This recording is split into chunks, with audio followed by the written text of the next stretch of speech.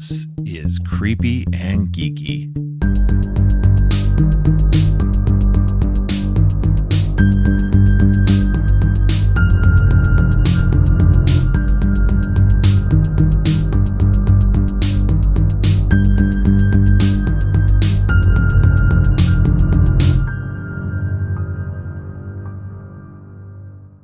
Welcome to Creepy and Geeky. I'm your host, Robert, and it's my year-end wrap-up episode.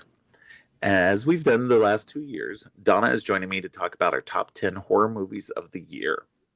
We're going to skip over the usual weekly stuff this week and just jump into the regular episode, though. For those of you who are unfamiliar, Donna is the host of her own podcast, Donna the Dead, where she also talks about horror movies and more.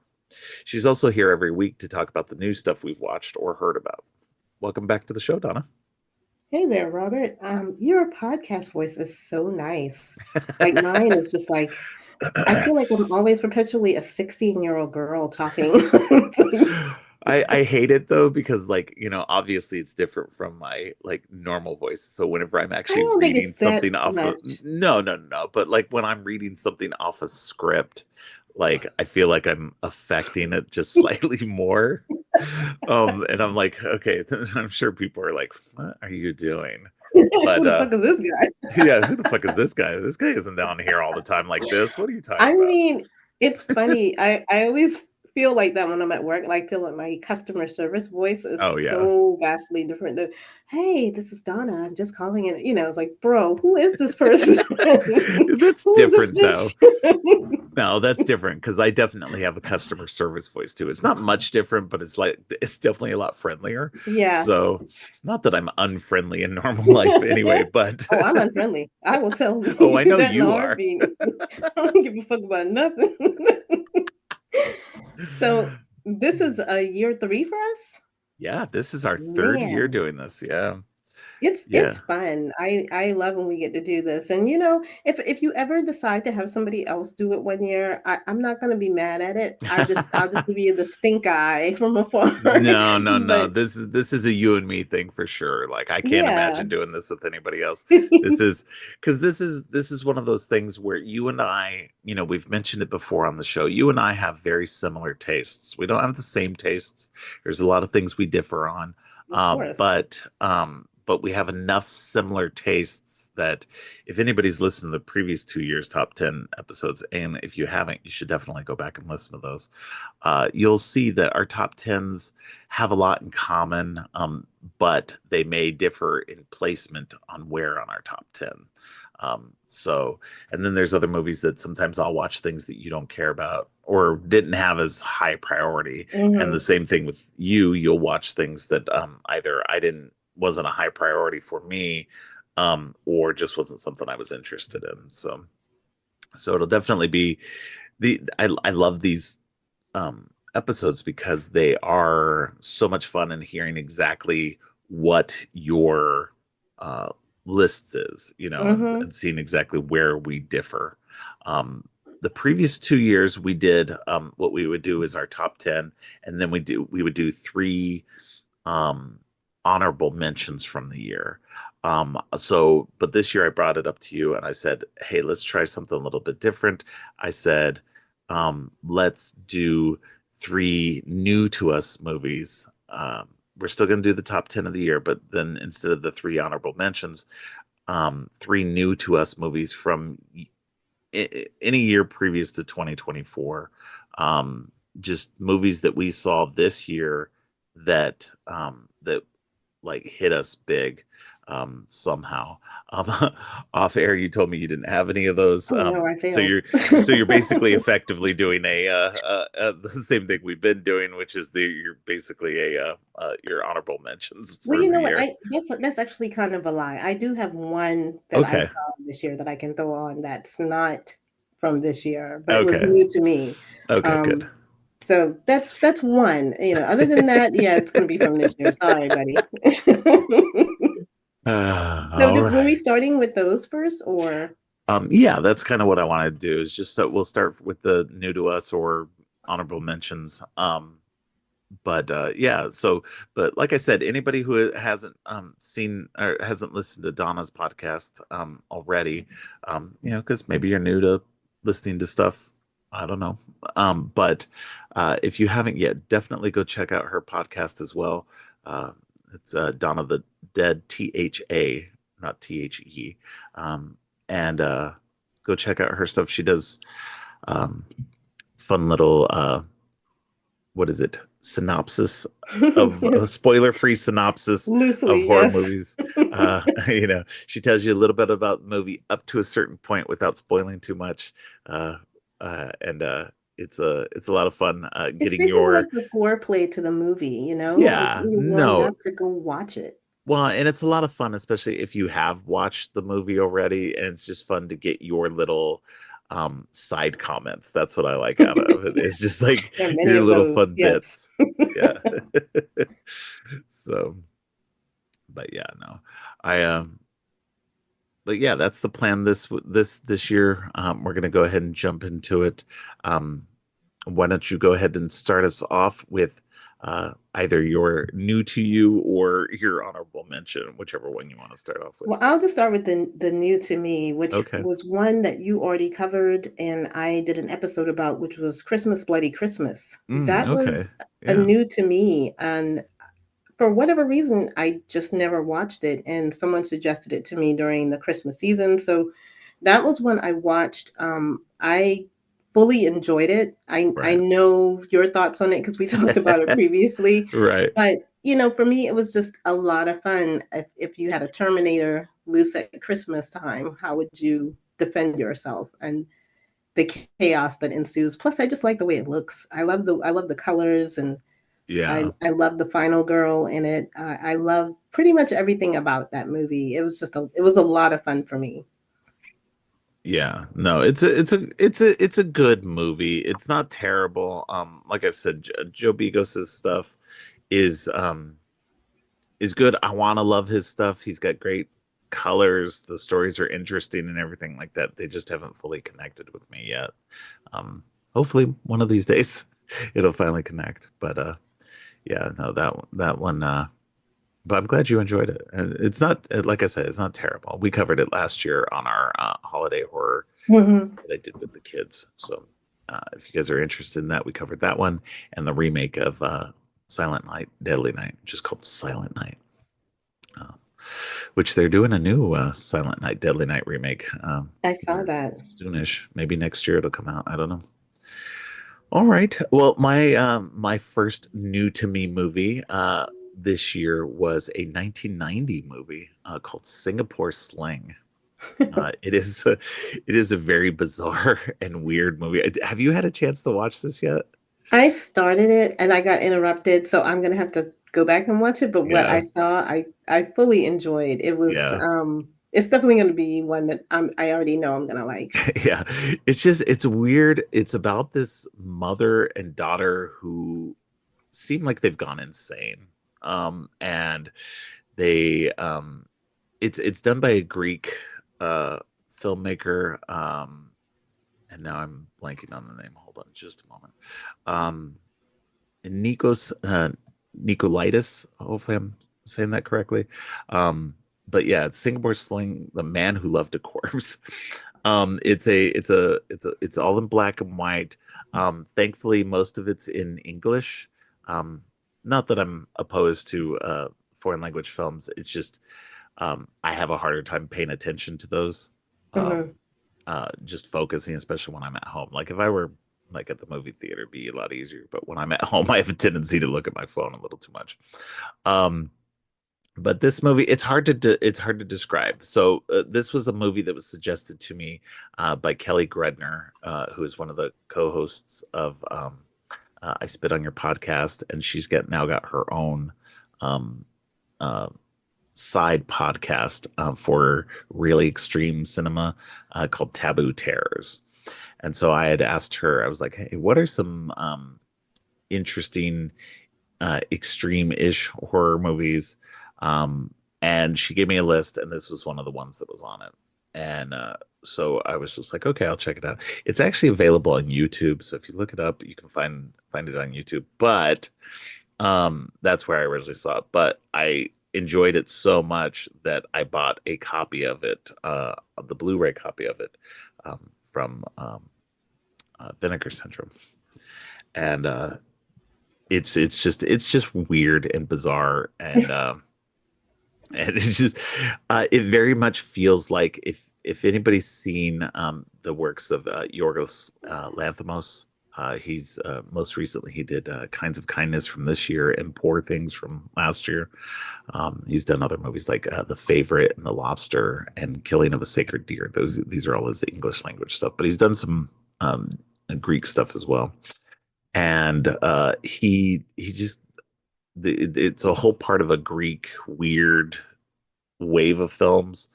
And so it very much feels like Lanthimos got inspiration from this movie for his own films.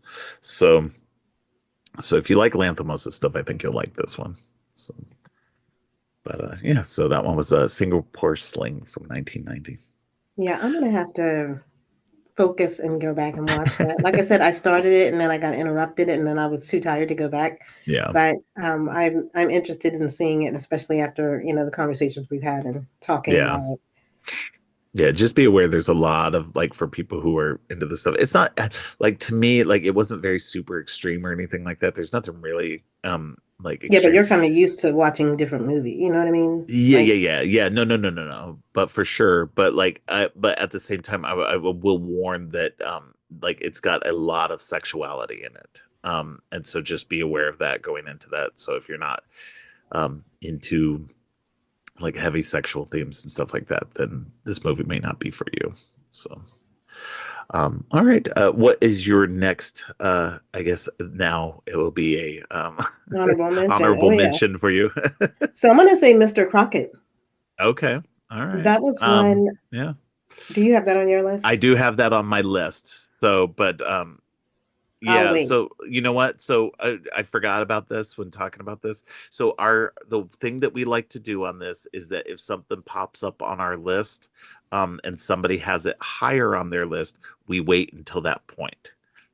So like say I have something at number 10, but Donna has it at number 5, we will wait until we get down to Donna's number 5, and then we'll talk about it then.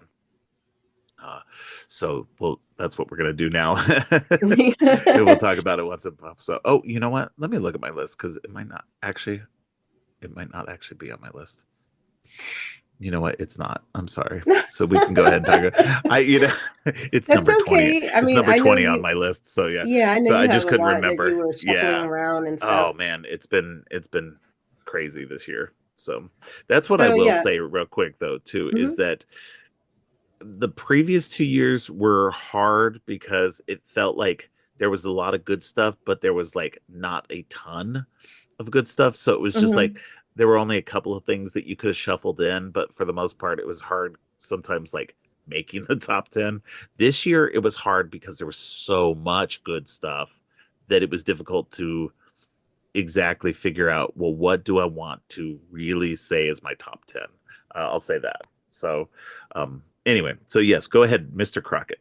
Yeah. So came out this year. Hulu has this film to watch, and yes, it's just a really cool '90s kind of slasher throwback kind of aesthetic to it. yes, And I thought, having this Mr. Rogers type of children's TV show host be this weird killer. It yeah, was a delight to see this, and especially to see an African American portrayed in a role like this. That it was just I didn't expect to like it as much as I did. yeah, yeah. No, I thought it was very enjoyable. It was very much felt like a new generation Freddy Krueger in a lot of ways. He doesn't haunt people's dreams or anything like that, but it's very similar in effect. And it's it would definitely felt really interesting based on that, and I'm hoping they do sequels for it. I've got an episode that I'm going to be talking about it very soon Mm. in the future, so I'll be covering it within the next couple of months. Yeah, I'm kind of Um, hoping they make a sequel too, just because of the yeah, way it ended, and it was just a lot of fun to watch, and the horror effects of it, the story, how that unfolded. right. Yeah, It's yeah, it was one of my favorites. I Hulu always ends up giving me like at least one during the right. month of October that I'm like, man, this movie was really good. How come nobody's talking about this movie? Yeah, no, this one definitely um a surprise for me because I like it looked interesting. I wasn't sure, and then I was just like, wow, this is actually really good. So yeah, definitely hopeful that they'll do more with this in the future for sure. Yeah. It was really fun too because you get to see like a demented version of like a Pee-wee's Playhouse and all Right, of these weird things that are happening when you get to his actual world. It's right. yeah, Yeah, very good. yeah. All right. Well, my next new to me movie was Perfect Blue from 1997. That was one of my Um, favorites. yeah, I had never seen this before. I'd heard about it a few times, but a lot of people were talking about it this year for some reason. It just like it kind of came out of nowhere that suddenly like multiple people were talking about it. And so I definitely um, was intrigued by it, and so I was like, okay, let me check it out. Again, this was foreign movies, Japanese. This one, I made sure sat down, watched it, and tried to be less distracted than usual. But I really enjoyed it. It was um, fascinating to see because we have like I equated it in my thing to because it's about a singer who does like a part of this um, girl group Girl Trio. who decides to go off on her own and become an actress. She's tired of being part of the girl group, especially because of some of the fans are just kind of creepy. Mm-hmm. And so she decides to become an actress instead. Well, becoming it like she takes she decides to take jobs, acting jobs where they're more adult, more like taking her out of her like kind of good girl Hello, bubble Pop that she's been Element. in. Yeah. Yeah. Which very much felt like a statement about kind of like and it was very specifically about Japanese pop stars at the time, but it also um kind of reflected what was to come in our own society in terms of American pop stars Mm-hmm. and American actresses that were part of like the Disney channel, like machine, and people like Britney and Christina who start out as like these kind of good girl, like bubblegum pop artists, and then try to transition into these more adult songs and more adult roles and stuff. And the like what like this movie takes it in like a more extreme version obviously, but Mm-hmm. like um and like reality and not fantasy, but like the reality kind of blurs in this movie, and it was very interesting to see it um in 2024, um and to understand that is how like is very reflective of what's come to pass since then in American popular culture.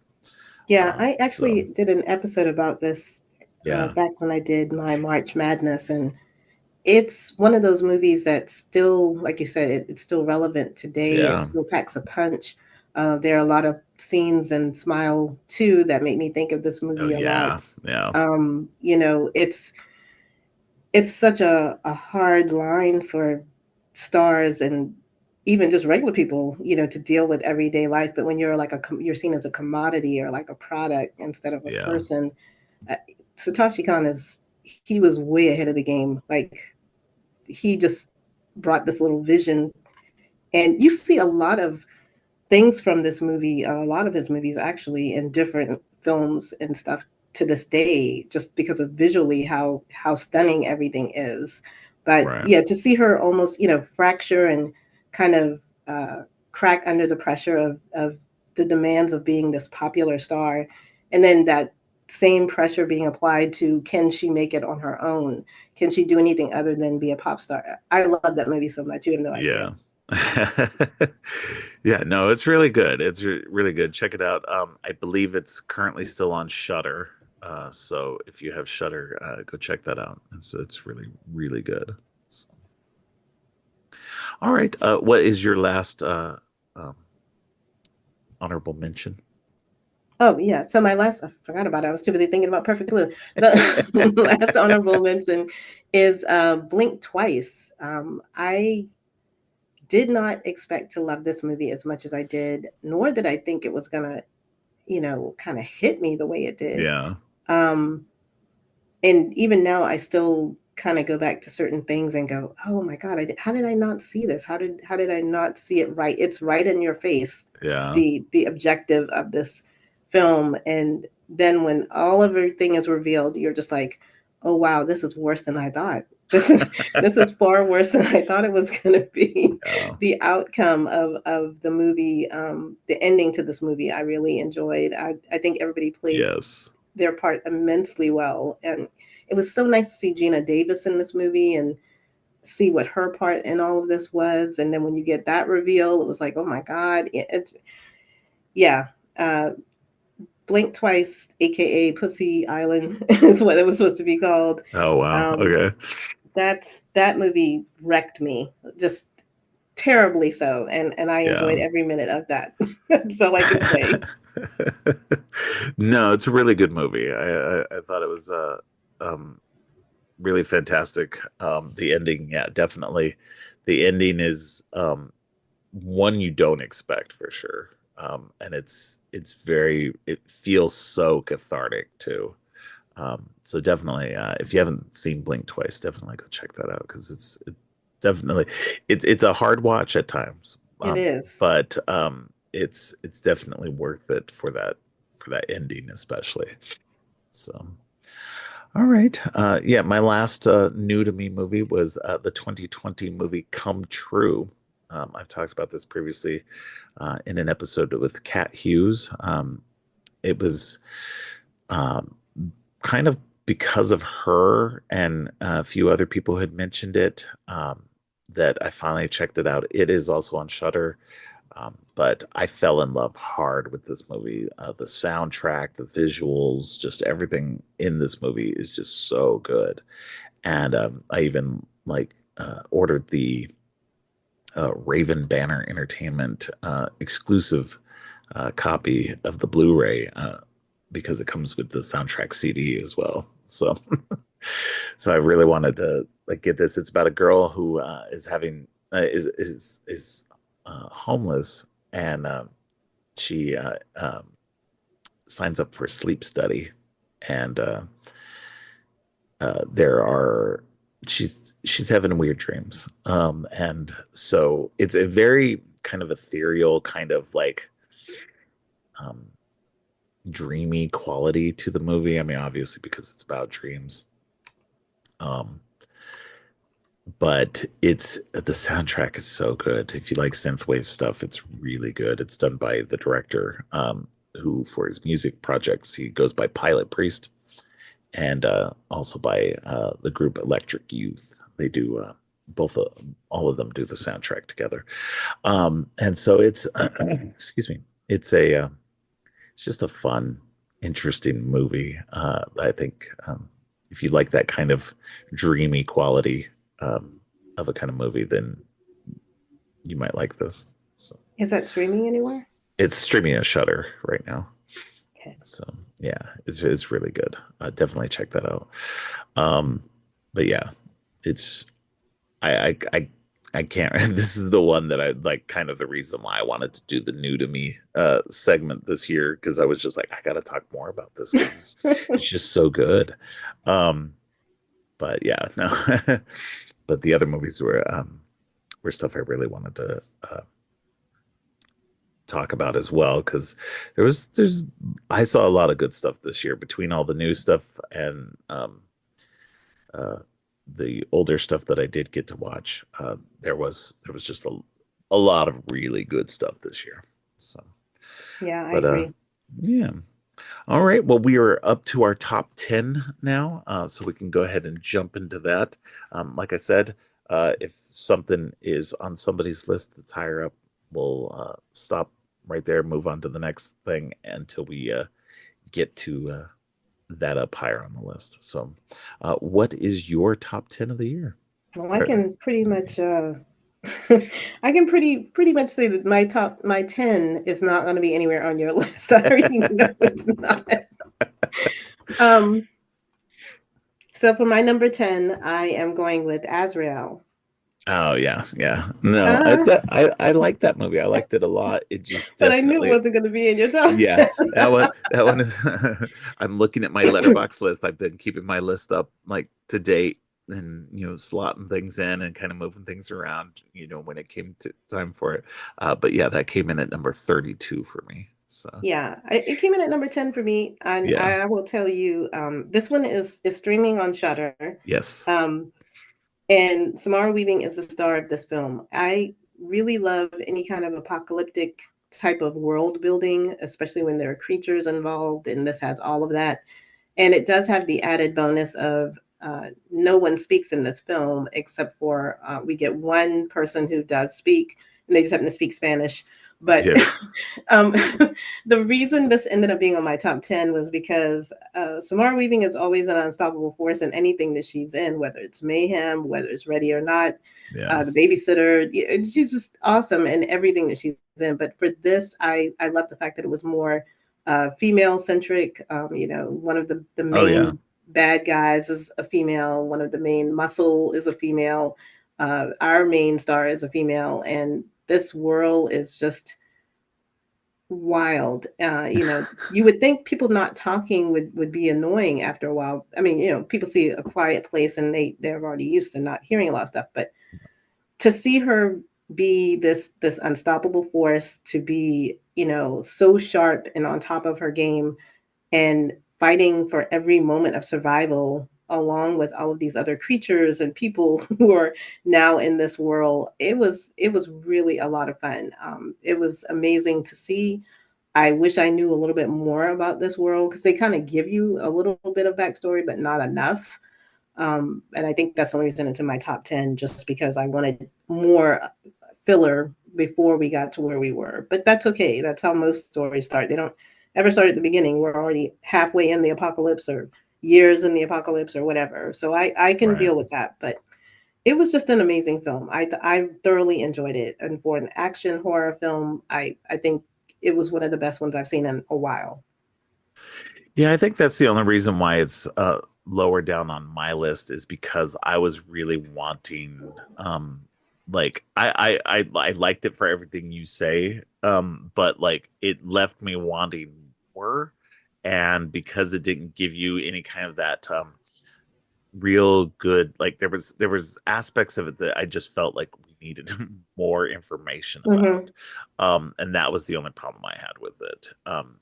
And that's the only reason, like, because there were some times where things were confusing and I was just like, if we could just, because there's no reason that they're not talking except for Mm-hmm. you can see that there's a story reason for why they don't talk, because obviously, like you said, the other guy talks, and it's in Spanish, so you don't, unless you understand Spanish, you don't know what he's You don't saying. know what he's So saying.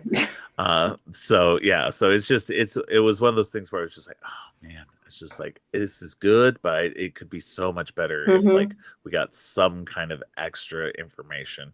And that was my only quibble, really. Some outside of that, it just was um otherwise it was really good. So all right. Well, my number 10 is The Watchers.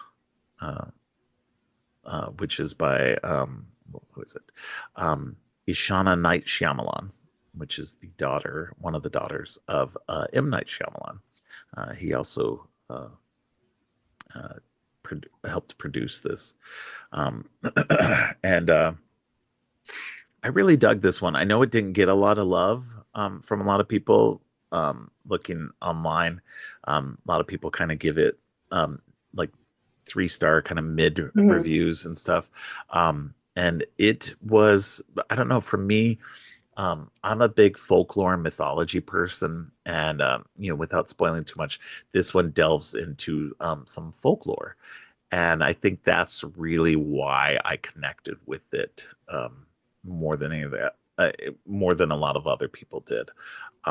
It just felt really unique and new for a movie, and it's based on a book, but so it's not an original idea by Shyamalan, but it just was a lot of I wouldn't say a lot of fun, but it was very interesting and new to me, um, and it just I don't know, it just was like for me it was really enjoyable, and if you like folklore, then you might dig it. Yeah, I like that one a lot. I Yeah, love the kind of slow pace to it. It gave you yeah, time to kind of get acclimated to what was going on, the different players, and when you finally get the reveal of what they were dealing with, that was also just yeah, a really fresh and inventive thing we had not seen. So I'm with you. I like this one a lot. yeah. Yeah, and it's currently streaming on Max. So if anybody wants to watch that, it's available now on Max. Any of these things, when we say that it's streaming somewhere, this is at the time of the release of this Right. episode. It may not be available anymore if you're listening to Depending this on when you later than listen that. to it. Yeah. Yeah. So, but yeah, no. The Watchers is my number 10. So, what was your number nine? So I have a feeling my number nine is going to be higher up on yours. That's just women's intuition, I guess. All right. I picked Maxine for number nine. And Maxine is not on my list. It just narrowly avoided it. It's at number 13 on my list. Holy crap, Yeah. really? No, I don't get me wrong. I loved Maxine. It's actually my favorite of the X trilogy. There were just other movies that I felt were just stronger this year. Hmm. But yeah, no, Maxine, like I'm one of the rare people who thinks that Maxine is actually the best of the trilogy. But there we are. Go ahead. I'm not gonna go that far, but I am gonna say I am gonna say this one really knocked it out the park for me. It Yeah. it had a lot of really great cameos, a lot of the 80s kind of movies that I grew up with, in this kind of vein of like seeing movies that I shouldn't be watching, like, Angels or I think it was Angel, where she was like a hooker by night and a Student by teenager day. by day. Yeah. Yeah. Those kind of like gritty 80s films that you had Yeah. no business watching.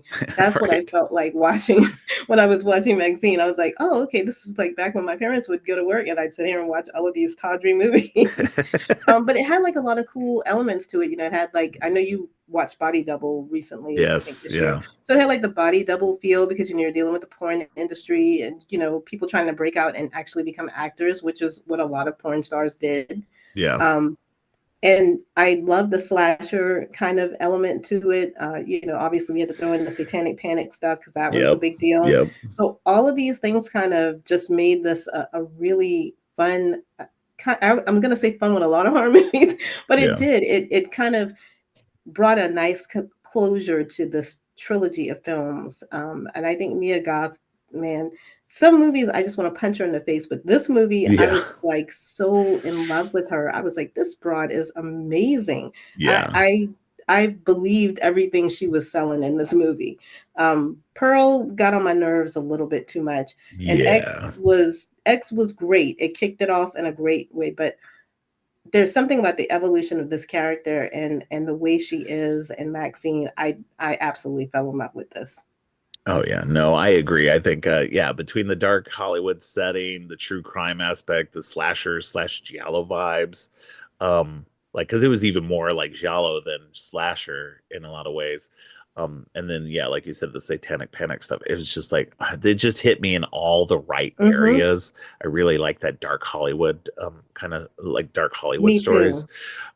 And so like this just fits so well, and being the fact that you and I both grew up in the 80s, like I like we could remember like just that feeling. What this movie gives you is like that's how it felt in the 80s. Hmm. It's hard to explain to people because everybody thinks of the glossy like neon The 80s, but it's neon like shit. no, the 80s were fucking dark. There was this undercurrent of like of of like evil and danger, um At every that turn, stranger yeah, and danger. just stranger It's danger and the rise in serial killers, and just everything was just like it was weird. It was weird to like, I can't imagine what it was actually like to be an adult during that time, but being a kid during that time was like, I don't know. It's it was weird. It was just, it's hard to explain. But yeah, watch Maxine and you'll kind of get a feeling of what that was like. yeah, and for some reason, whenever I watch this, I always immediately want to pair it with Fade to Black, the movie, the horror movie, because it does deal with Hollywood and that kind of same Right. sordid life of how people carry on, even, people that distribute films. And I'm telling you, I felt like I was freaking 15 years old watching this movie. It was definitely one of those movies I shouldn't have been watching kind of Right. feeling, and that's the best feeling in the world for Yeah, me. no, I'm sorry. I think a good double is the one you already mentioned, Maxine and Body Double. That would Yeah, Body Double would be a great double feature with this one for yeah, sure. yeah. But yeah, so no, that's really good. Yeah, it just narrowly avoided being in there. It was in my top 10 for a long time. But then some other movies that some late in the year movies popped in and pushed it out. I But am so it shocked was by that, really. yeah, it was no, I was honestly surprised by it too. So yeah. But all right. So that was your number 9. Right. All right, my number 9 was Heretic. Ooh, that's my number 8. Okay, so we'll go ahead and I guess we can go ahead and talk about it now since that would be your next one to talk about. Right, yeah. So yeah, no, Heretic, written and directed by Scott Beck and Brian Woods. They, I believe they were the writers. I want to make sure I get that right. Um, uh, looks like I'm right. Yes, written and directed by them. And starring Hugh Grant, Sophie Thatcher, and Chloe East. This is a really good. It's about two young Mormon missionaries who come to a house. They're trying to spread the gospel, and they come to this guy's house, and he invites them in, and it's Hugh Grant, and this is a really really good movie. It plays with a lot of religious uh, history and ideas and stuff, and really makes you think. It's not preachy in either way. It's not saying the Mormons are bad or the Mormons are good or any of that. It's just it's a it's a horror movie disguised as like religious Hmm. kind of movie in a way. They definitely play it really well. Like they balance all of that really fantastically, and it is um, a great, like a super great performance by Hugh Grant. Hugh The Grant is chilling in this Oh my movie. god, this is this is what's been great about him. Like lately, he's been playing kind of in this and mostly in Guy Ritchie movies. He's been kind of playing the bad guy in a couple of those. Mhm. And so it's great to see him kind of stretching things, and it makes you kind of wistful about the fact that if he hadn't gotten trapped in the romantic comedy roles, Right. what could have been. He tried. He really did try to get into more dramatic roles early on. But it also at the same time, knowing that he did those romantic comedies for so long and then him turning on that charm Having this for much this of, movie oh my gosh, was it's just so frightening. good. No, it's so frightening because It's it's like frightening he because does he's those. such a charming Yeah. Englishman. He's exactly what Ted Bundy Yeah, yeah. It's like the He's what most Ted Bundy charming wishes he man. was. Exactly. But you know what I'm saying? He is like Yeah. the most docile, friendliest smile, eyes twinkling person that you would ever meet. And this is religious horror done absolutely to perfection because Yes. it's not a lot of cheap jump scares. It's not, I'll be honest with you guys, it's not even a lot of gore. I mean, there is No. some, but And it's not preachy. it's not It's not preachy. trying to convince you one way or the other. It's just What I love laying it about out this there. movie, and I'm going to do my best not to spoil it. What I love Yeah. about this movie is he always brings up the subject of iteration and how things are just constantly being the same thing, but just a tweak, just a little bit.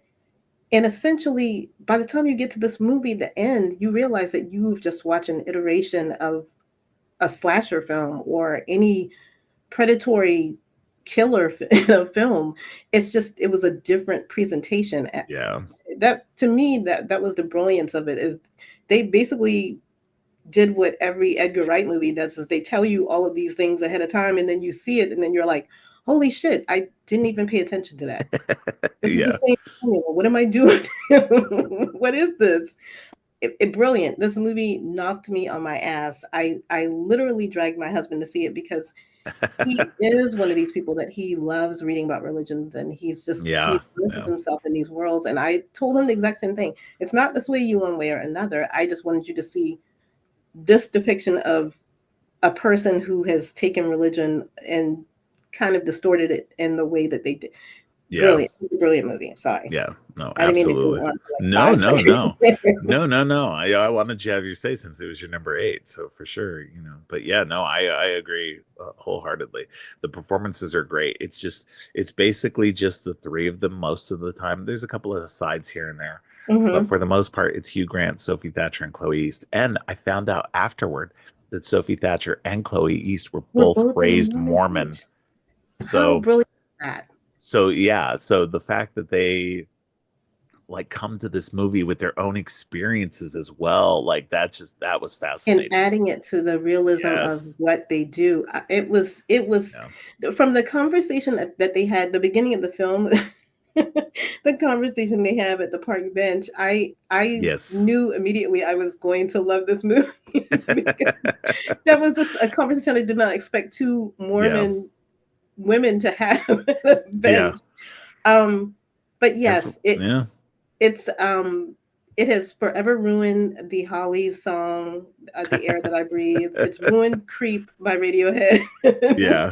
I literally cannot hear these songs now without thinking of Hugh Grant and his very charming but very sinister stammering at this point. It's just Yes. Yeah. now No, when I watch he's Love great. Actually, that's all I'm going to be thinking about is this man and his house. Right. This is not streaming currently anywhere.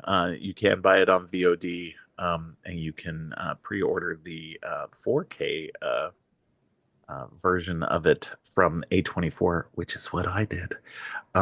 So I already bought this. I already have it pre-ordered from A24, which if you're a triple A24 member, which I am, you actually get the digital copy as well.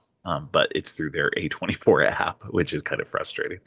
But because it doesn't really have a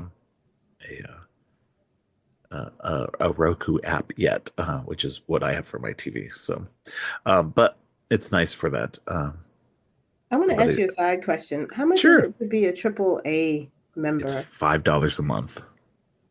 That's it? That's it. You get a special pen, and you get a quarterly zine, um, which is where I found out about Chloe East and Sophie Thatcher being Mormon, is because they have an intro in the latest zine, which is based on Heretic.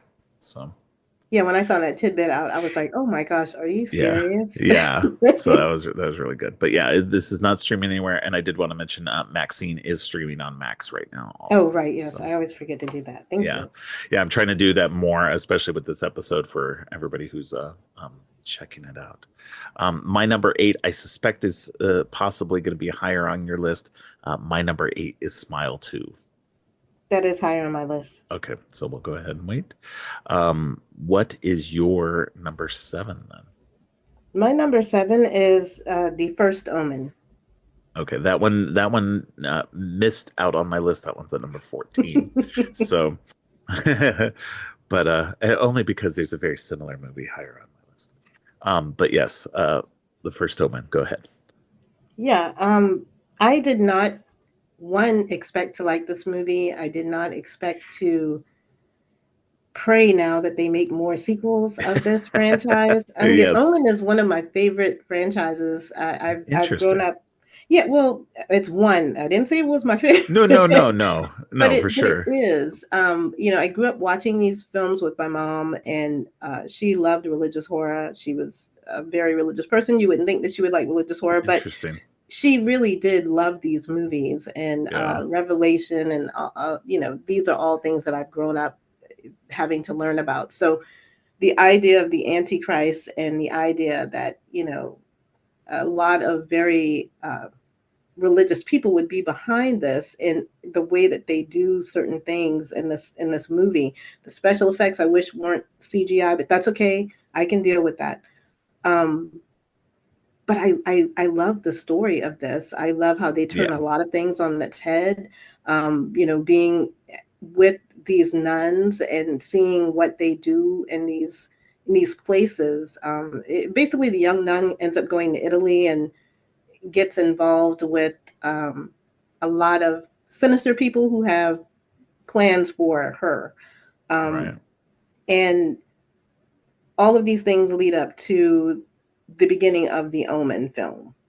Yeah, But to see it from this side, to see it from the more religious side of angle of things and why they would be doing this, it yeah, was so interesting to me. And then to see the nun who is going through all of these emotions and seeing that she's being played, to me this was the best prequel I've seen in a long time for a yeah, movie, for movies that have been eons old.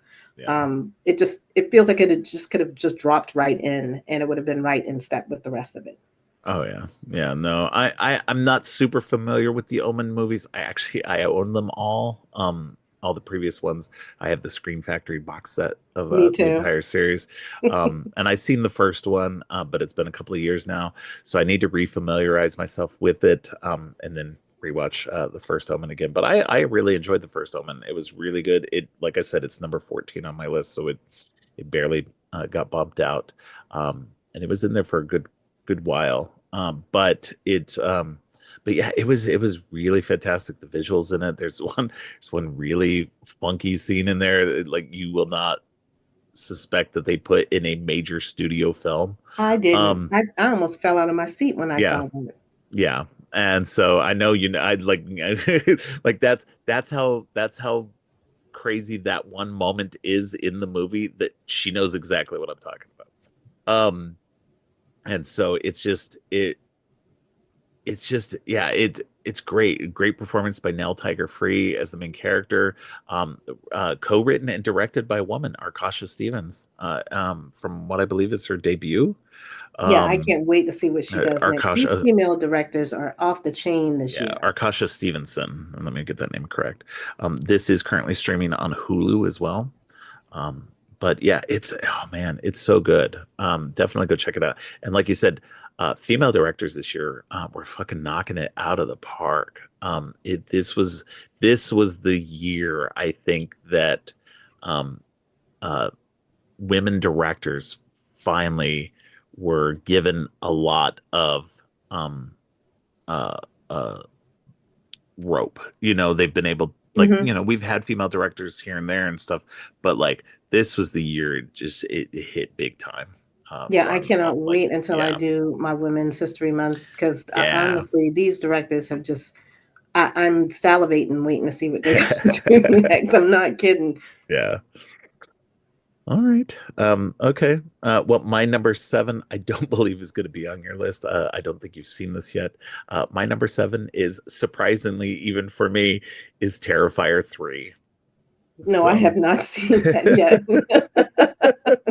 That is surprising that it's on your list, though. no, it's very surprising. It surprised me. So I have not cared for the Terrifier franchise at all. Because I'd watched the first two right after the second one came out, Hmm. and so I caught both of those. I got like a subscription for like a month to Screambox, which is like the Shutter alternative. Um, and so I got it so I could watch the two Terrifier movies. Didn't care for the first Terrifier at all. Still kind of don't. Um, it just it's not the gore that bothers me or anything like that. It's kind of the lack of story. It's not like really. it's more of like a concept film, just kind of showing what they could do in terms of the gore and special effects and everything like that, which they do very well. That's what I will give the Terrifier movies a lot of props for, is great practical special effects. So I think you will like this series for that aspect, because I know you like gore, and Oh yeah, especially practical gore. So of course. um, but Terrifier 3, so I before Terrifier 3 came out, I went back and rewatched number 2. Now number 2, when I watched it before, I said that I still didn't care for the series, but number 2 expanded the story, made it like actually made a story for it, and created a lot of lore and mythology for it. Number 3, so when I went back and rewatched number 2, I actually liked it even better this last time. But number 3, when I went to the theater, it just, to me, it deepened that stuff even more.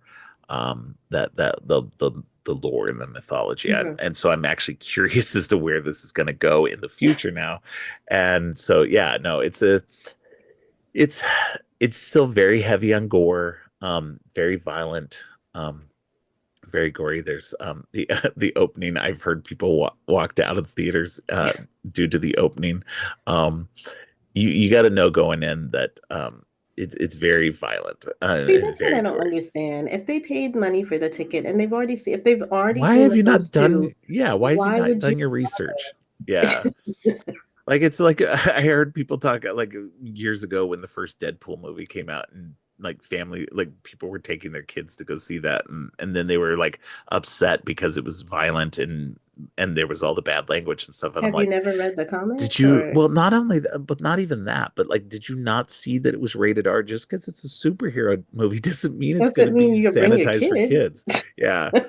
So it's like, that's on you. That's definitely not on the theater or anybody else. You didn't do your research, But I so mean, especially the Terrifier 3. Come on now. That means you at yeah, least saw one of them, if not I would both. hope So so. why Why are would you you? starting with number 3? Um, so, um, but yeah, no, it was definitely a surprise for me. I was not expecting to embrace this series at all. I was just one of those people who was just like, it doesn't work for me. But finally, it does work for me, and I wouldn't say I'm all in for it. I'm very much curious as to where it goes from here. Right. And I will say that Lauren Lavera, who plays the character Sienna, she's ostensibly what you would call the final girl, but she's a major component of the series. And it was really, really good. Really very interesting. I love that they set it at Christmas. And so Art getting his kind of like, because he's a clown. And he's usually in a clown suit and everything, but him putting on a Santa suit and everything like that gave him to me, a better visual dynamic. And it made him more playful and more interesting in a lot of ways. Um, so yeah, it was interesting. So very surprising for it to be on my list, especially in the top 10. Yeah, I Um, know I've said this before. I'm gonna just have to sit down and really watch yeah, those. I just, for whatever reason, it just never interested me. But the third one, I keep hearing, especially after hearing you just talk about it, and I've heard yeah, other people say the same thing, that the third one was the one that just kind of clicked for them and yeah. is exactly what they wanted to see in the other two movies. And the other thing I always hear is that these in the Terrifier 2, that the final girl, like you stated, she was one of the better aspects of Oh that yeah, film. yeah. So She's that fantastic. I'll have to check them out. Yeah, definitely. I think so. This is not currently streaming anywhere, but it is available on VOD and on disc. Definitely check it out when you get a chance. All right. What is your number 6? So my number 6 is Abigail, which is streaming on Okay, Peacock. that one is higher for me. Okay, so you need to go to your number 6 then. Yes, yeah. All right. So my number 6 is Long Legs. I did not have that. Oh, interesting. Did you get a chance to see that one this year? I have not. Oh, okay. So don't spoil it. I won't. I won't. I won't. I won't. I don't spoil things. I know. Yeah, no, Long Legs is one of those interesting movies. It's like a lot of people were comparing it to Silence of the Lambs, and it is nothing like Silence I of the think they Lambs. The only always thing, do that when it comes to like FBI yeah, agents female chasing a FBI serial agents. killer. It's like it has nothing, like it has no Not even the similarities same whatsoever. ballpark. Yeah. This was really good. Osgood Perkins, who, if you don't know, is the son of Anthony Perkins, Hmm. uh, Norman Bates from Psycho. So he is a director. He directed this. He's directed some other movies as well. And this one stars Michael Monroe, Nicolas Cage, um, and very underrated turns by Blair Underwood and Alicia Witt. Um, they are both fantastic in this movie as well. So um, it's like Nicolas Cage puts in like a crazy weird, like, when we talk about Nicolas Cage, it's always he's always in terms of weird and crazy and everything like that. But this one is on a completely other level. Um, but it's definitely a bizarre character for him to play. But Michael Monroe, she carries the movie. It's hard to talk about it without spoiling anything, so I'm not Spoiling it. going to talk too much about it. But it's definitely there's a serial killer story in here, but there's some other more complicated things going on as well. But the performances are great. Like I said, Blair Underwood. Like I was surprised. I was like, oh wow, wow, I haven't seen Blair Underwood in anything in a while. And that's just again because maybe I'm just not watching things that he's in. Um, No, I but think you're right. I don't think he's been in yeah, anything or a horror movie at that. I don't think I've ever yeah, seen him in yeah. a I don't know horror if he's film. yeah, I don't know if he's ever been in a horror movie before. But and then Alicia Witt, I didn't even recognize her. It was like not until the end, I think, and then I was like, oh my God, that was her. So but yeah, it was weird. But yeah, it was a really good movie. It's one of those ones that stays with you. A lot of people loved it, and I was one of them. So definitely check it out. Let me see. I don't. I meant to check this before. It's not streaming anywhere currently, but it is available on VOD and disc. So It's so funny too that Oz Perkins, I mean, he's making a lot of really yeah, interesting horror films. Like his next yes, one that's coming out is The yeah, Monkey, the which I am monkey. super Yes, excited because Theo me James too. is in that movie. Um, and he's playing two Yes, twin brothers, so I'm like super excited. But he did direct one called The Black Coat's Daughter. I think yes, that was filmed in some parts of South Carolina. I wish I knew where, but um yeah, he's done a few movies, and I like this kind of trajectory that he's going and the kind of movies that he's making because he always makes them dark and they're always funny. They're yeah. like there's a lot of humor in these really dark films that I'm in love with. Yeah, this one's got some humorous moments, but it's definitely not as humorous as some of his other stuff. And some people might remember Osgood Perkins. He was an actor as well, Oh and yeah, he's actually the kind of awkward friend of Reese Witherspoon's character from Legally Blonde. Legally Blonde. So I love that. He yeah, is so so awkward. yeah, so yeah, no, he's a lot of fun. All right, what was your number five? Now I'm getting nervous because I I said know. Abigail before and you were like, yeah, it's lower. My number five might not, it probably won't even be on your list. Alien Romulus.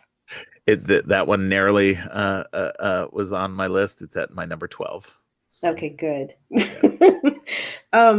Yeah, this movie, just because I love the Alien yeah, franchise, and once again, this is another one of my favorite franchises to watch over and over.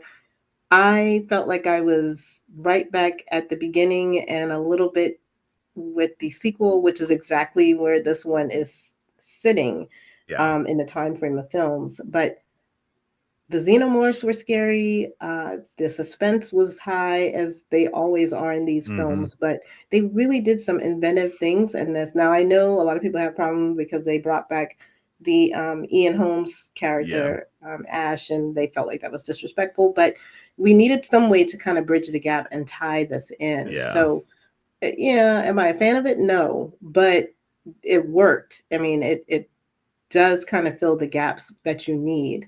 Yeah. And can we all just agree that Wayland Yutani is the real monster? Like it's always been Right. the real monster. I would go with the xenomorph any day. Like the I corporations wouldn't go that suck. far, but yeah. You know what I mean? But I mean the corporate.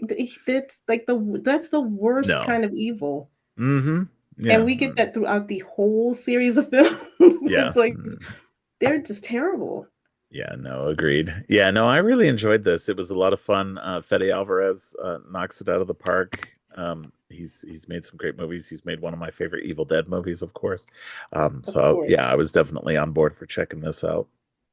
And plus, And oh, I'm sorry, it's no, streaming go on ahead. Hulu. I didn't say that. It is streaming Yeah. on Hulu.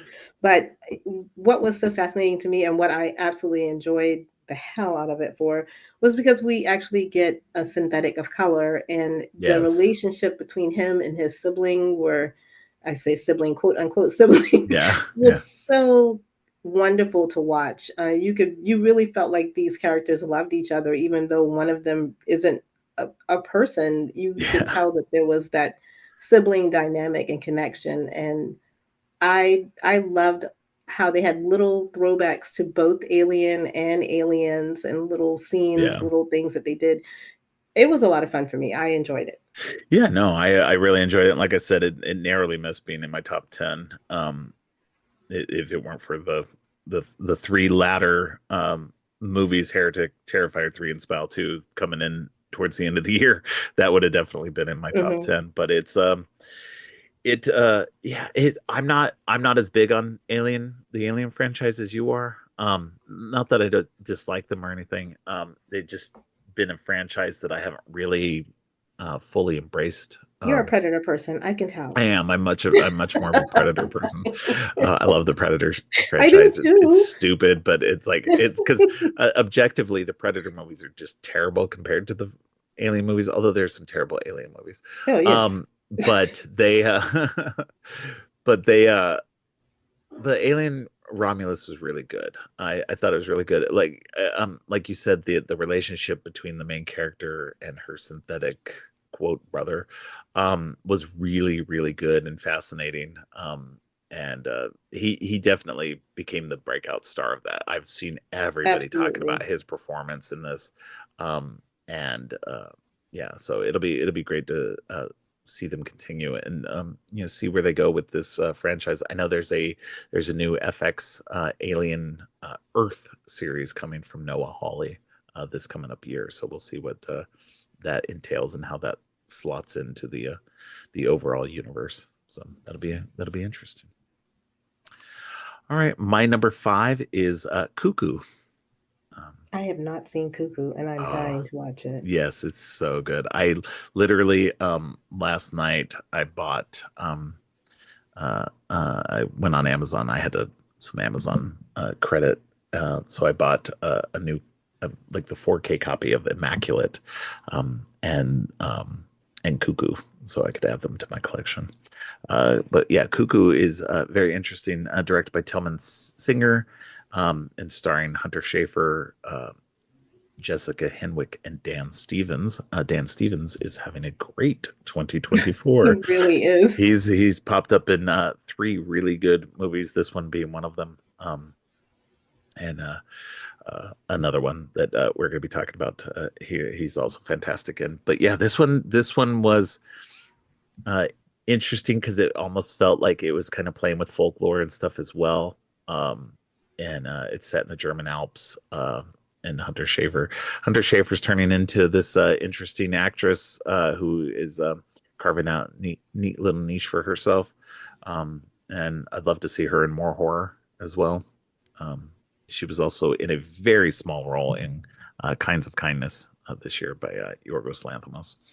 Um, yeah, this was just a really fun, interesting movie. It's kind of hard to explain. Again, it's another one of those movies that's kind of hard to explain. Just watch the trailer, and if you vibe with that, I think you'll vibe with the movie.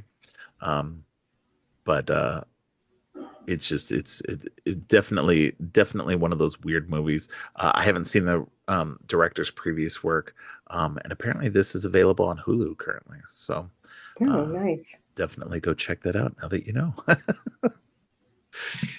All right. So what is your number 4? All right, so my number 4 is Smile too, so we can actually talk Okay. about Yay. that. Well, you go ahead. Go ahead and start with that. No, no, no, because you actually had it low. Oh, okay. Yeah, I'd rather you start. All right. Yeah, Smile 2 was I knew I was going to enjoy it, but I didn't know I was going to enjoy it like as much as I did. It is a obviously it's the follow-up to Smile, which came out last year and I believe was it was definitely on my list for last year. Let's see. I think it was last year. Was it 2023 or Might have been 2020? 2022, I think. Yeah, might have been 2022. Um so I remember really enjoying yeah, it was 2022. Smile, the original Smile was number 6 on my list that year. And Smile 2 is number 8. Now again, it's only number 8 because this year was just so strong with Hmm. movies that it was hard to put anything anywhere. Smile 2 is actually, to me, it's better than Smile 1. I agree with It you on that. it takes everything that Smile 1 did and amps it up. It's less I think it's less insular. It's more broad, but that actually works really well. But I also I enjoyed Sosie Bacon's performance in the first one, but Naomi Scott is on another Hmm. fucking level. Hmm. She is brilliant in this movie. And if the Oscars were ever fucking serious, she would be on the list. Because she turns in a very awesome performance in this. It's a Um, gut-wrenching performance. I was so so on edge every yeah, moment from jump in this yeah, movie. And the intro, I yes, enjoyed the hell out of those first 5 minutes. yes, It was insane. And then to see how we get to well, for lack of a better term, the smile demon, I guess. yes. Um, it was phenomenal. And once again, playing on that same kind of perfect blue, Hmm. something happened. I don't want to do this anymore, but I have to keep doing this because I'm on the payroll and they expect me to be on 24/7. Trust me, I don't know how celebrities do it because I Mm-mm. would just be like, no, let me make this one movie and dip out of civilization. I don't want to do this anymore. It is so creepy.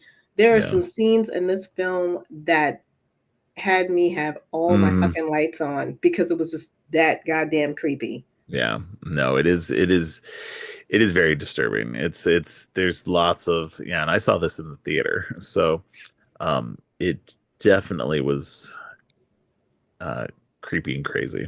You know what I Um, also like about this one too? With the first Smile, we got a lot of jump scare that should have been seen on our own, but it was spoiled in the trailer. And the mm, trailer for Smile 2, we really didn't get a whole lot of spoilery info. It was more like, oh, okay, this is just going to be a continuation of what happened the first time, but we didn't get right. to see any jarring moments because by the time I got the Smile, and actually watched it, I was like, well, I already saw this part. They showed it on the Yeah, trailer. I mean, yeah. it's not There's the even one scary. part in the first Smile movie where you're like, that should have been kept for Right. the movie because it is such a weird, jarring kind of jump scary moment that yeah, it was I questioned that as soon as I saw it in the trailer. I was like, that was weird to put that in the trailer. You shouldn't do Right. that. You're giving Um away one of the yeah, best one things of the in this best movie. scares in that movie. And that But was the thing with Smile, Smile 2 had so like there is one moment in Smile 2 that was in the trailer that I mhm, felt would have been more like even more effective in the movie but when you see it in the movie it's super effective plus there's a lot more to it that they don't show you in the trailer. yeah. So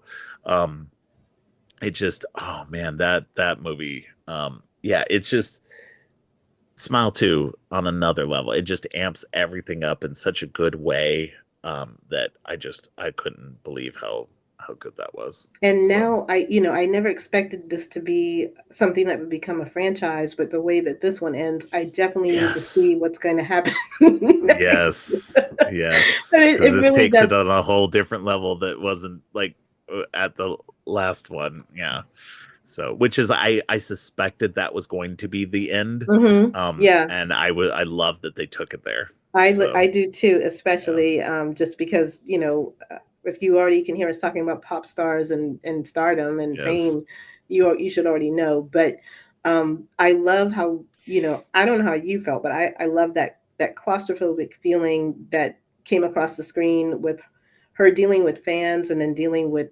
stalker type people and just Yeah. the overwhelming weight of I have all these people that are depending on me to be this person, but I just need a goddamn minute to breathe. Yeah. And just like she never got a minute to breathe in this movie. And I felt every moment of that with her. It was crazy. Yeah. No, this was a really good year for movies set at concerts as well too, because we also got M. Night Shyamalan's Trap, Yep. which didn't make my list, but it's number 15 on my list. Yeah, it So didn't make mine. It yeah, almost did. It almost yeah, did, but yeah. I couldn't. It was on at one point, and then it got bumped out pretty quickly, Same. just because there was good stuff. There was so many better things, and don't get me wrong, it's really good though. So I mean, the performance by um, what's his name? I can only think of Lady Josh Raven, Hartnett. but I don't know what No, his Josh daughter's. Hartnett's performance was like really good. Oh yeah, And yeah, and Salika, who's M. Night Shyamalan's other daughter, who plays Lady Raven, she was really good. I was really she was surprised by her really good. performance. I don't want to get too much off No, no, no, no. our top But 10, these Nepo babies are doing all right. but yeah, no, yeah. So for sure. All right, my number 4 was I Saw the TV Glow, which was a surprise to me. It's directed by Jane Schoenbrunn. I hope I'm pronouncing that correct. Um, she had previously directed a movie that I didn't really care for called We're All Going to the World's Fair. Um, and so I was cautiously optimistic about this. Was you've heard me all say this before. I like to be cautiously optimistic about things, but I knew because I actually really dug the Buffy TV series, and this has little touches of that in it. So it's these two kids who fall in love with this show that's kind of similar, not really, but has little bits that seem similar to the Buffy the Vampire Slayer TV series. But yeah, it was. But this was this is kind of like it's like a coming of age movie, but also like a I know a lot of people, the director is trans. Um, and so I know that there's a lot of that in there and a lot of trans people that I've seen online really connected with it in that way Hmm. because it's sort of a it's a movie about like learning to um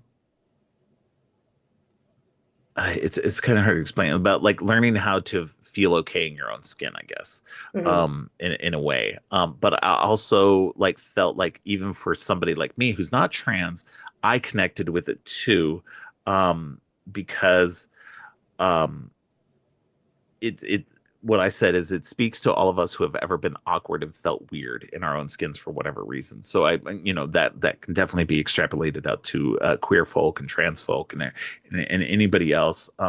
And it's it's really good.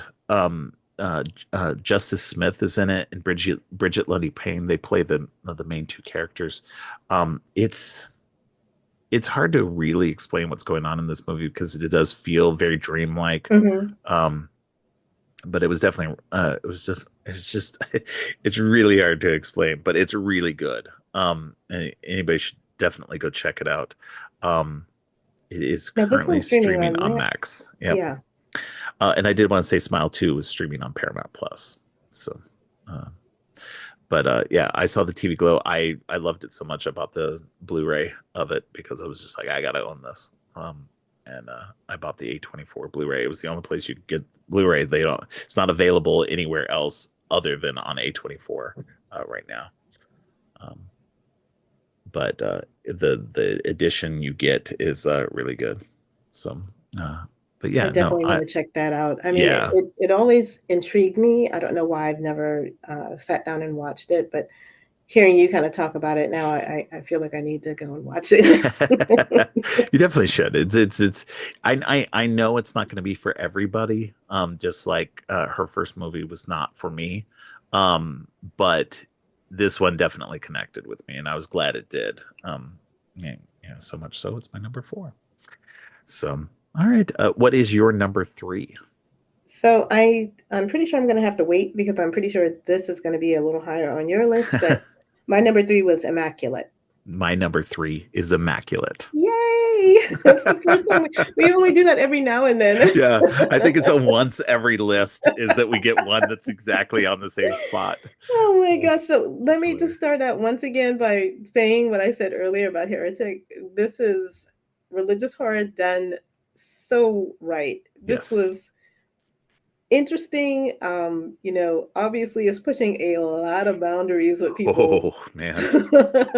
And I know that you and your daughter had seen this, and y'all were talking, we were talking about it, and you were just telling me, well, yeah, when we got to the end of it, we were like, okay, Yeah. this is going to be something. People are going to either really love this or really hate this. Yeah. Um, yeah, Yeah, Sydney Sweeney, the ending is very divisive. the ending So, is divisive. Oh my goodness, but it's so satisfying oh, it's to so watch. satisfying. Yeah. I'm sorry. I know anybody, if you when you watch it, don't hate me. It's Yeah, just no, no, no, no, it's no. so Yeah. satisfying to watch. Um, but it's been a big year for nuns. There's like two nun Yeah. movies with them Nuns and having religious duplicitous horror. people in their Yeah. sect. Yeah. Uh, but yeah, Sydney Sweeney killed it in this movie. I will let you go on about it because I feel like I don't want to blurb too much, but Yeah. man, she was good. She was great. Oh man. I've liked Sydney Sweeney for a while now. She's obviously turning in these really good performances. I think I encountered her first through Euphoria, and I think that's where most people have encountered her. Yeah, But this was a big year for her. And the last couple of years have been really big for her. She's starting to break out into major starring roles. And I know that she was the person who was behind getting this movie made. She's the one who brought it to the director. And so she was um, instrumental in getting it done. And it's, that's why the first Omen um, didn't really it was in my top 10, but like hmm when you're talking about nuns who are dealing with pregnancies um, in movies, this one is just on another level.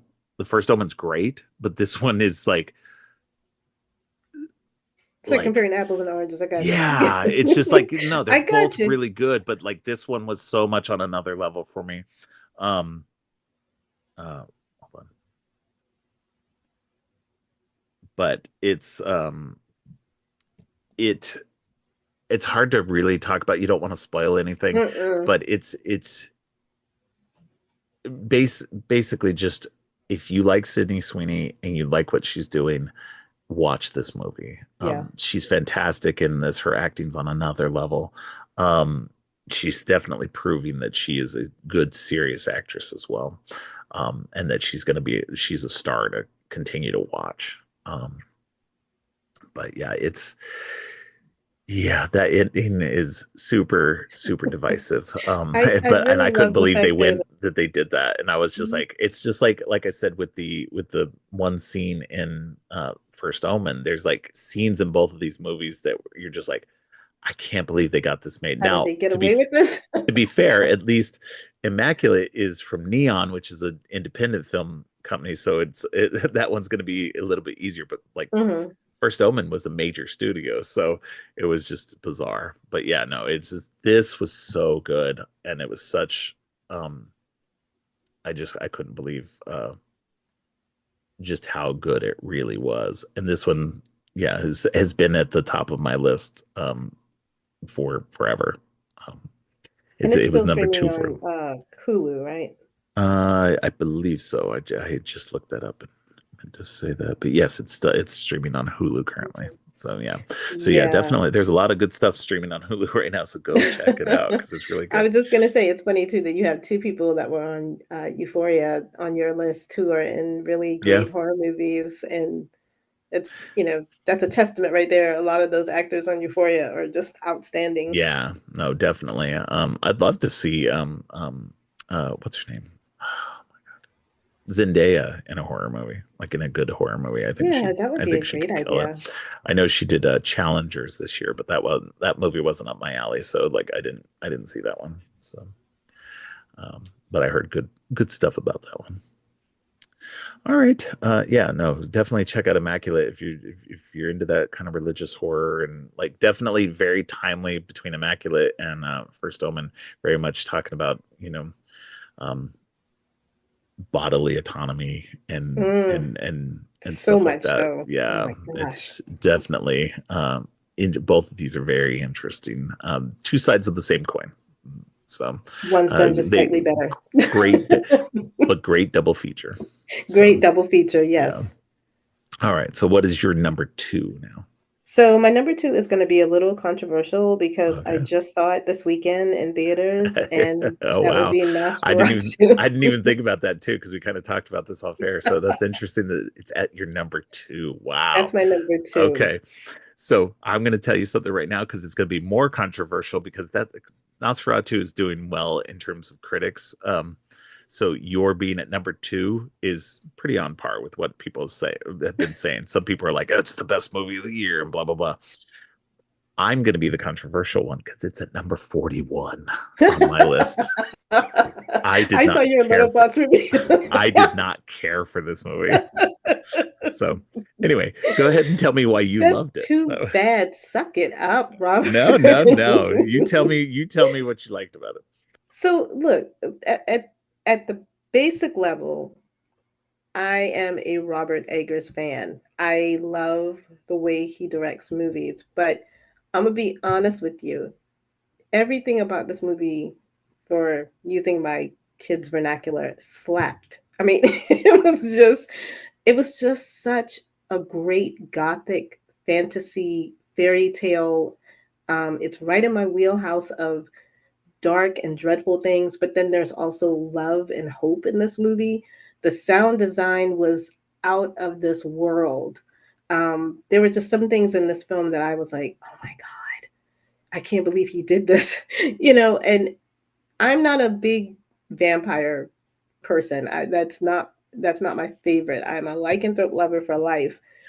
However, this was so good. It was so delicious to me. And it's probably just because I just saw it that it hit me this way.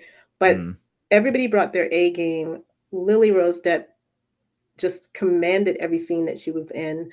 And there was so much to love about this movie: the lighting, the cinematography, just like I said, the sound design, the look, the feel. I really felt like I was immersed in this world for the 2 hours that I was sitting there. And most movies, I'm just like, okay, it's a movie. I'm ready for it to be over. The more I watched it, the more I was like, this is insane. Bill Skarsgård killed it. They don't give Oscars to horror people, but they really should. Like, this man is the most attractive man for some people, and he was completely unrecognizable in this movie. His voice, his Yeah. mannerisms. Nobody likes the filler brush mustache that he's rocking, but I thoroughly enjoyed this film. I cannot tell you how much I loved it. I really want to go back, like, immediately. I want to go back, but E- it's fine that it's Even with not all the your. rats. Even with the rats, Robert. That's how you know. Because That's funny. I was the rats. I had to watch very, very nervously, and my husband Yeah. just kept looking at me like, "Are you gonna be okay?" I'm like, "No, but I already made the choice to watch it, so I have to deal with it." Yeah, I didn't care for that. That I have a problem with, but Yeah. other than that, I really thought it was a cinematic delight, and I'm glad I saw it in theaters because I think it'll still hit you a certain way when you watch it at home. But to hear Yeah. all of the sounds in the theater, and the crunching of the snow and the cobblestones and the slurping when people are eating. And I say people loosely; it's not a person eating, but those Yeah. things were just. It was just too good. I don't know. I fell head over heels over it, but I like gothic dark stuff anyway, so that's Yeah. probably just more on my end. Yeah, The major problem for me, like there were several, like don't get me wrong, the film is well made. The Hmm. performances are fantastic. They're really good.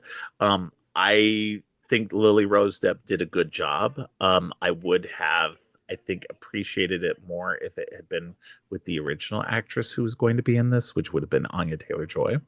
True. I mean, but I think Lily Rose Depp did a good job.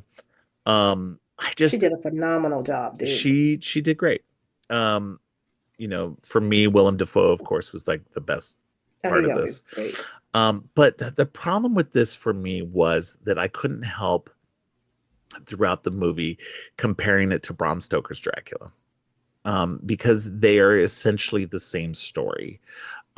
Because that's what it is. Nosferatu is a knockoff version of Oh, Dracula. Dracula. Every character is like everything in this movie is just Dracula with the names changed. Yeah, it's like Um, Oreo and Hydrox. I get that. Yeah, yeah, exactly. but, So like but there was no, and don't get me wrong, it's like if I had seen this outside of that, like maybe I would have enjoyed this more, but because it just not only was it had that kind of knockoff feel to it, but also for me like everything was just drab. Everything was desaturated. It felt like all the color was drained out of it. And don't get me wrong, I can get kind of why they were doing that, mhm. Dracula blood, everything being drained and everything. I get that, don't get me wrong. But that's the reasons why it just didn't work for me. I don't hate it. I think it's a good movie. It's just not stellar like everybody else thinks it is. For me. And so I just yeah, I'll stick with Bram Stoker's Dracula because that movie is full of life and color and weird performances and it just Gary Oldman as Dracula is just so good. And don't get me wrong, Bill Skarsgård, phenomenal job as Count Orlok. You do not know that it's him in that at I almost all. wish that There's they didn't nothing have his about him. names on the poster or Yeah, anywhere just because his performance was so good. But I think the reason you don't like it is the reason that I do like it. And I yeah, also think that even though I love the Coppola version, and I do because I love Gary Oldman, I think he's the best thing ever. yeah, There's something about the bestial quality that he brought yeah. to this Count Orlok that I love, No, and this there's one is something. monstrous and gross, Yes, and and there's it's something just yeah, I love about the fact that they have this connection, but then we get a reason as to why we have this connection. yeah. It's not romantic at all. This is No, more of like, your toxic ex returning and yeah, saying, "Hey, baby, you up?" You yeah, know what yeah, I yeah, mean? But yeah, in a more gross fashion. yeah. Um, I don't know, man. I think it's gonna grow on you. Probably not if you're not a It's fan not of going to grow on Eggers. me. I'm probably not going to ever watch it again. Honestly, like I don't like this is the weird thing about Robert Eggers' movies is I think they've all been good, but none of them except for The Witch have I ever wanted to go back and watch again. I don't like The Lighthouse is fine, but it's like right there on that three-star Now we've tier for already me. had that Like this discussion. is I'm not a fan of the Lighthouse. I think it's yeah. good, but it's And not my favorite. The Northman is fantastic. It's a great movie. I think everybody should watch that one time. I think once you watch it the one time, you'll be fine with never Don't watching listen it to again. him.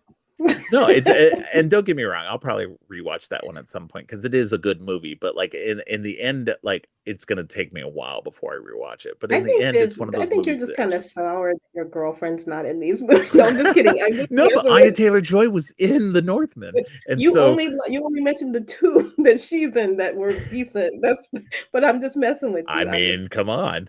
Um, and the other one had the better Skarsgård. I'm just kidding. Oh my Um, gosh. no, I will take either Skarsgård, sir. I do no, not. true. They're both great. All the Skarsgårds are great. Um, Now, if he could just get the dad in a movie, that's a yes, hat right. trick, Like and I'd be happy. he'll have the whole set. Why Um, not? right. Yeah, no, he should definitely get Stellan in a But movie. that's That but would be that's fine. And this is perfect. This is yeah, why we're friends, because we don't always have to like the stick. I right, mean, there are different levels to what we like and why we like right, them, and that's perfectly fine. But for exactly. me, this was the cat's pajamas. Well, I then I mean, suspect I know what your number one movie is, and I think it's the same as my number one movie. But we're going to that would talk about be my number two perfect. movie now. So Yes, let's talk about your number two. my number two is the one you already talked about that we had to wait for, and that is Abigail. Woohoo!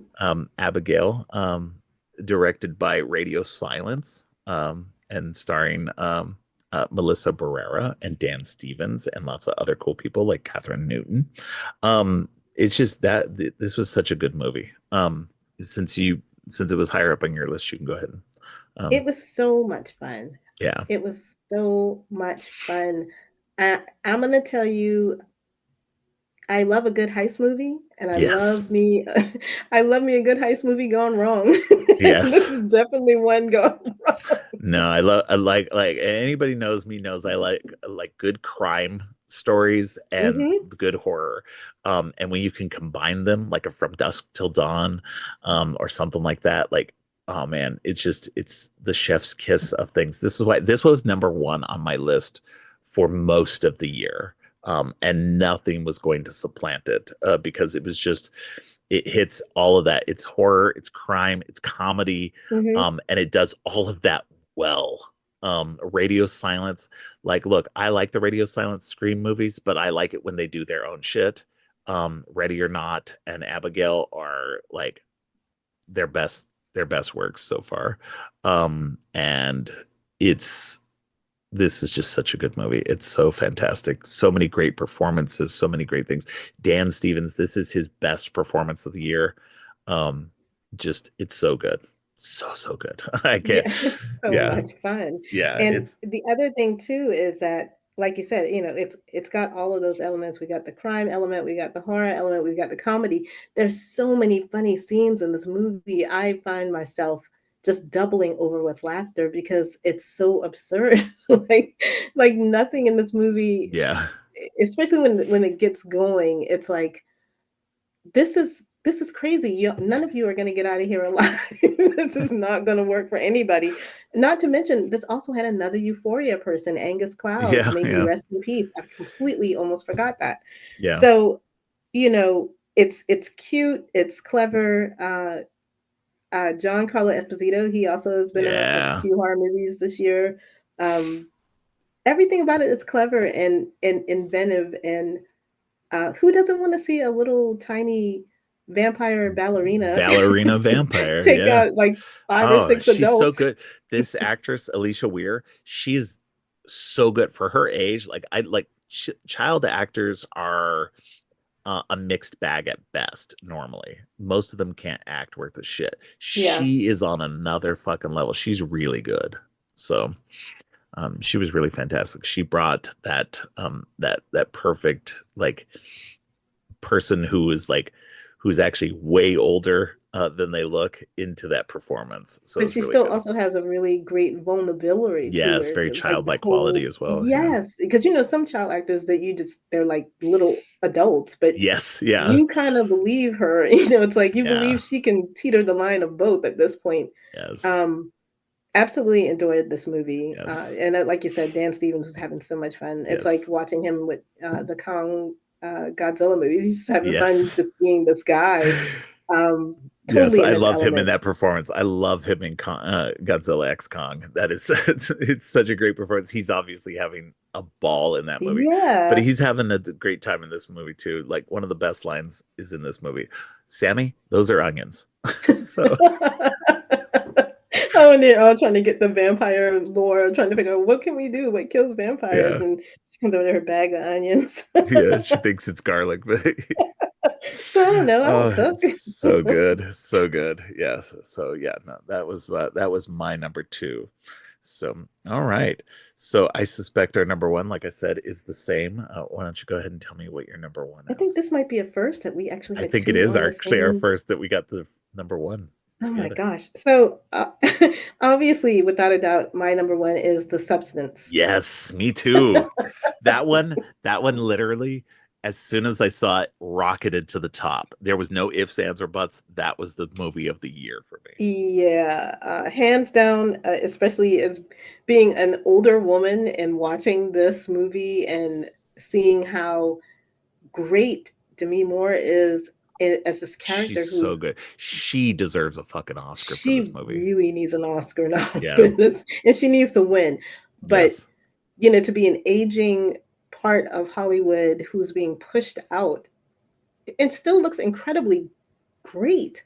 I mean, Yes. Oh my God. there's nothing wrong with this No, woman. no. But once again, this shows you how Hollywood treats Yes. older female actresses, and once again, they are just commodities and products. And if there's something newer and better and shinier, they're going to put that in that place. Yeah. The idea of this kind of substance to make yourself younger and the better version of who you want to be, everybody is wanting to do something like this. Everybody Yeah. would, if they made this like they do Ozempic, everybody would be doing this shit, and it would be You're right. terrifying. You're I'm right. not even kidding. It would be terrifying as shit. No, it 100% would be. Yeah. But not even just her, Margaret Qualley. Oh my Holy God. Both God. of them turn in such epic performances. The some of the most vulnerable, most like audacious performances this year. Like this is what I'm saying. Like women, not only women directors, because this was written and directed by Corley Fargiat, Mm-hmm. who previously directed Revenge. Revenge. Um, this is, but the women performances this year were so good. So many great women actors just doing phenomenal work.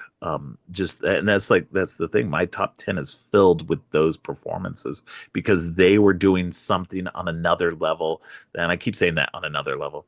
Than people had been doing. It was such a good year for Mm-hmm. horror and female horror performances. Yeah, the It's performances insane. for a lot of these women, they were pushing some serious boundaries and Yeah. making you either your heart go out to them, making you like recoil in fear as to what was happening to them. I Yeah. mean, the whole idea of the substance wanting to be that younger, better version. And let me just interject. Dennis Quaid was so goddamn gross in this Yeah. movie. Yeah. I wanted to reach in the screen and punch him. He's kind of gross in real life too, I but mean, that's yeah, you another kind of thing. want to do that anyway, but yeah. I just had to say that. Yes. But, just the audacity of having women always be on, having women always be pretty, having women always being presentable. This spoke volumes. I thought the Barbie movie did when I watched that. Mm, This was atop the mountain of the quote that was in Barbie. This yeah. is exactly what happens. You get to a certain stage and people think that you're not viable, you're not useful, Yeah. you're not needed, and they discard away. So what do? You're going to grasp at these last little tangible bits Yeah. just to be relevant. And I love the opening shot of this film from beginning to end. The opening and ending shot to me were perfect. Yeah. They were just perfect. Yeah, I didn't like here's my one caveat for this You didn't movie. like the crazy body I horror didn't crap? like the crazy part at the end. That was the only part that I didn't love. I get why it's there. But it kind of took me out for everything that it was doing that was like that you were like you felt every moment of it Mm-hmm. up until that point, and then it goes into this weirdly bizarre kind of comical thing. It kind of like it didn't undercut it, but it just kind of took me out. And I get why it's there, but at the same time, it's just like it's like one step too far for me. Like I've heard some people like actually like walked out of the theater, or just at that point they were just done also. But like for me, it doesn't detract from the overall um message that the movie is doing. In a lot of ways, it kind of hits that point even more home. But it just was it was just the I don't know about this ending, man. But But I mean, other than I that, it get was like that. super good. It's like I said, it rocketed to the top. Even despite that weird ending, the rest of the movie is so good that it was just like it immediately hit my top spot and never once wavered out of it. So, are you there? Yeah, I'm still here. I'm Okay. sorry. I was just my husband was texting me something. I was reading it. My apologies. No, no, Um, that's fine. My wife was also texting I like thought during the something had course of things. happened because he normally So, doesn't text me when we're recording. yeah. So I was like, oh, let me check it really quickly. So yes, I do understand because even for a person like me who loves body horror, I was just kind of like, okay, what the hell is going on? Yeah. I mean, it was great because of that last ending. Like you said, that the where we open on it and where we end on it, it made sense to get to that point. So there was probably like, how do we get to this point where we have this end part that connects to the beginning, and how do we make it make sense to get there? So they had to Right. kind of do something, and you kind of have to go kind of crazy for it, I guess. It makes sense narratively, but it just kind of, yeah, it took me out a bit. It was So kind, yeah, it was kind of like a symphony of viscera and ultra gory goreness. But once right. again, that's also how it is being a woman. I'll be honest with you. We have Yeah, some serious body horror of our own. Not yeah, even bringing in yeah, childbirth, just alone, just our bodies alone. So, for me, this hands down, it was like one of the best things. I was so glad that I actually got to watch it, and it is streaming on Mubi. That's how I ended up yes, watching it. yeah. Um, yeah, I need to just buy this straight up. Yeah, once it's out on disc, it comes out on disc January 21st. I've been waiting for it to come out so I can grab the 4K disc of it because yeah, definitely need this in my collection. So now Um, this has got me excited because when we did our minisode, I think last week or previous minisode, I was telling you there's a movie coming out called Grafted that also seems to yes, be following that same kind of. I think that's going to be, unfortunately for you, because I know you don't like body horror, but I think that's going to be a trend now going forward that we're going to have a lot of women yeah. body horror Now that the themed substance films. hit so hard, yeah, Yeah, and I'm yeah. okay with that. I know that it's not for everybody, but Yeah. No, I'm I okay don't with it. mind body horror. It's not like it's not something I'll seek out like if that's all it is. Um, because sometimes body horror can get silly, um, depending on how well it's done. And I'm thinking like something like Society, but I mean Society itself is trying to speak to something. But I mean it's silly on purpose. Hmm. I hope. No, it is. I know. Um, but there, but yeah, no, I suspect we're gonna get some more body horror. And again, this is very much in line with what we've been seeing in movies this year, with female leads. With something that it was um with Immaculate and with the First Omen and stuff like that. This women's bodies and the way, and so I'm glad we're kind of getting this um This kind of kind of film wave out of there. right, You the know, wave of these not yeah, only female-led horror films, but female-centered around yes, these women's and issues women's that experiences and stuff. Yeah, yeah, because these are exactly. things that people don't want to talk about or touch. And all of these filmmakers are like, no, fuck that. We're gonna do this, Yeah, and this is how we're gonna talk about it. Um, yeah, the substance was outstanding. yeah, I could not have been happier. My only problem is that I didn't see it in theaters, but nobody yeah, around me was playing it. So, yeah. No, that's unfortunate for sure because it was definitely a great theater experience. So. All right. Well, yeah, that's our top 10 for the year. I suspected that our number one was going to be the same. I knew it was probably going to be the only year that it would be. Um, but I was surprised Immaculate was both our number three as well, well. you So sold that for me. When you told me that you and your daughter had seen it, and it was definitely one. I think we talked about it after we recorded, and I was like, oh, okay, yeah, I'm definitely watching this because religious horror is my jam. I mean, it yeah, really is. that's funny. All right. Yeah, no, I definitely it was a surprising year. Like I said, there were a couple of interesting surprises that came in late in the year that kind of shoved some other earlier things out. Some other movies. We talked about most of them. A Quiet Place Day One was actually higher on my list as well. It barely got knocked out of the top 10. It was my number 11 this year. Um, that was really good. It's a really great entry in the A Quiet Place franchise. And again, another female centered movie. Um, no, Lupita Nyong'o turns in a great performance in that one.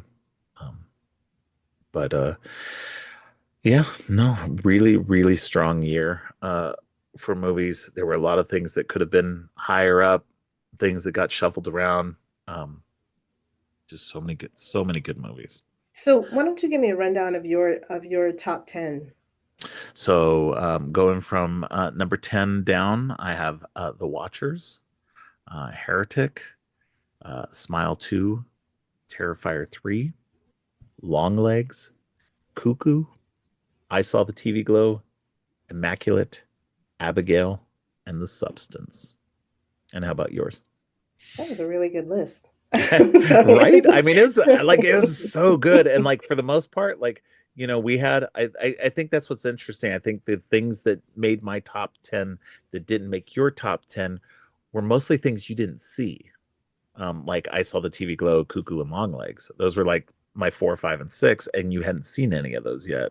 Well, and Terrifier 3 was my number 7. So those four Mhm. you hadn't seen, so you couldn't really place them. Maybe they would have been on your list. I think Long Legs would have definitely been on my list. I just Yeah, have not had a chance to watch that. So yeah, for my top 10, I've got Azrael, Maxine, Heretic, The First Omen, Abigail, Alien Romulus, Smile 2, Immaculate, Nosferatu, and The Substance. right. Okay. Yeah, and most of your stuff was definitely like close to my top 10. Um, Alien Romulus, Maxine, The First Omen, those were just barely out of my top 10. So the only one that kind of wasn't was Nosferatu. That's okay. Because I'm like the one weird person who didn't really care for it. No, you're not. Um, And everything doesn't work for everybody. And yeah, that's what's so great about horror. You no, can find exactly. something that's just for you that you love.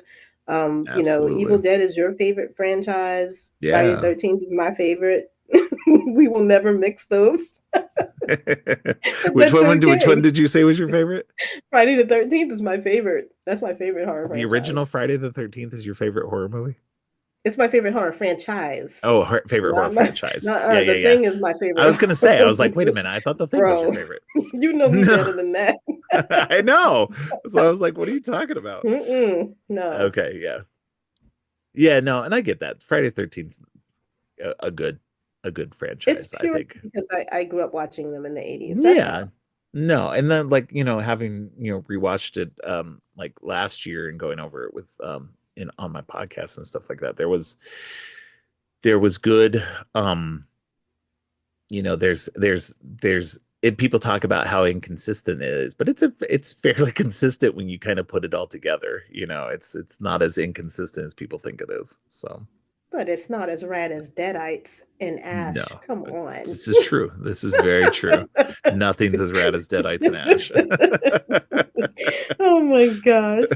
Well, I'm glad we got to do this again. I Yes. cannot wait to see what 2025 holds because it's already, we've got 28 years later. I'm already excited for that. And Megan, I think 2.0, Megan 2.0. I think That, so. Yeah. yeah, so I'm excited that Yeah, it's going there's to be a definitely lot of some good interesting things. things coming up. So hopefully it'll be as strong as this year. Um, and fingers crossed, because this year was so good. This year had so many great movies. Um, it was hard. It was hard, but it also wasn't hard. Like I said, there were a lot of things that were on my list for like the top 10 for a long Hmm. time. And then it was like later in the year stuff that kind of popped in. But yeah, it was a strong, strong year compared to some of the other years that have been strong, but like didn't have like there were strong entries, but didn't have like so many. This year Right. felt like we were like drowning in horror in a good Yeah, way, in a good like way. in the best way. Like we were just like it was a fantastic year for horror. So Uh, so definitely check all those out that we talked about. And like I mentioned before, the New Year's coming up next week. We'll hopefully be back to regular weekly episodes. And Donna will actually be back on my next episode again for the full episode. So we'll be talking about Ant-Man and the Wasp: Quantumania. January is going to be a month filled with Marvel MCU episodes.